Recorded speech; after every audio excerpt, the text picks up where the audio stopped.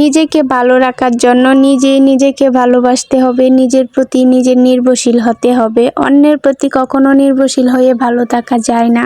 অন্যের প্রতি এতটা আসক্ত কেন হয়ে যায় আমরা জানি না, যে সে আমাকে সবসময় ভালো রাখবে, একদিন 2 দিন ভালো রাখবে, 3 দিনের মাথায় একটু হলেও কষ্ট দিবে। তো নিজেকে এমনভাবে শক্ত করে রাখতে হবে, নিজের প্রতি নির্ভরশীল হতে হবে যে কেউ আমাকে অল্প একটু ভালোবাসবে, বাকিটা আমি নিজেকে ভালোবাসবো, তাহলে কিন্তু এতটা কষ্ট হবে না। সবাই হচ্ছে স্বার্থপর, নিজের ভালোটাই সবাই বুঝে, তাই তোমাকেও নিজের ভালোটাই দেখতে হবে।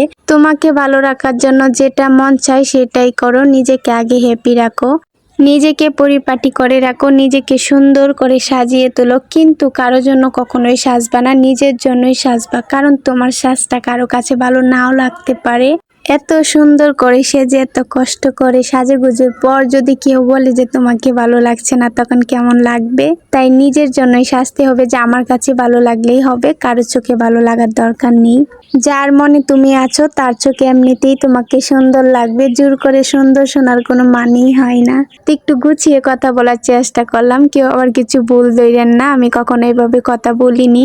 যাই হোক, এদিকে কথা বলতে বলতে আমি তো রেডি হয়ে যাচ্ছি। তো রেডি সম্পর্কে একটু বলে দেই যে আমি কোথায় যাব। আসলে আমি কোথায় যাব সেটা শুনলে আপনারা হাসতে হাসতে মরে যাবেন যে এই মেয়েটা পাগল নাকি। তো দেখেন, এত সুন্দর করে সবকিছু ব্ল্যাক কালার পরেছি, ম্যাচিং ম্যাচিং করে। কালো বোরকা পরেছি, নেকআপ পরেছি, কালো একটা চুড়ি পরলাম। তো ঘড়িটা আমার হাতে হচ্ছিল না, এটা আমার ছোট বোনের ছিল, তাই এটা রেখে দিলাম। কি আর করার, শখ করে নিয়েছিলাম পরার জন্য।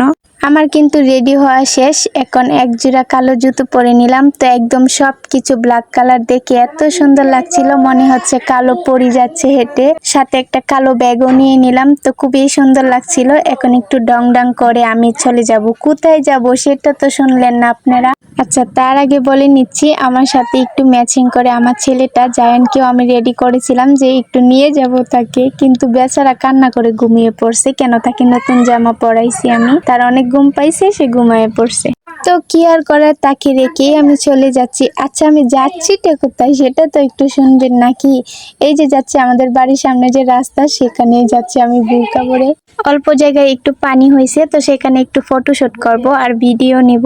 এখন আপনারা বলবেন এই মেয়েটা এত এনার্জি কোথায় পায়? আসলে আমার কোনো এনার্জি নাই, মনটা আজকে চাইছে তাই এরকম একটু ভাব নিলাম। তো আপনাদের মতো আমিও ভাবছি যে আসলে কি আমি পাগল হয়ে গেলাম নাকি, বাড়ির সামনে আসবো এই গরমের মধ্যে বোরকা টুরকা পরে পিক তোলার জন্য শুধুমাত্র। তো এখানে আমি দাঁড়াইছি পিক তোলার জন্য, মা আমাকে দেখে ভিডিও করে রেখে দিছে। কি আর করার, সেভাবেই চলে আসলাম আমি। তো 1-2টা পিক নিয়েছি আমার প্রোফাইল পিকচারে দেওয়ার জন্য, আর সেটা আজকে আমি দিয়েও দিলাম। তো এই তো আজকের ভিডিওটা এ পর্যন্তই। ভালো থাকবেন সবাই, আল্লাহ হাফেজ।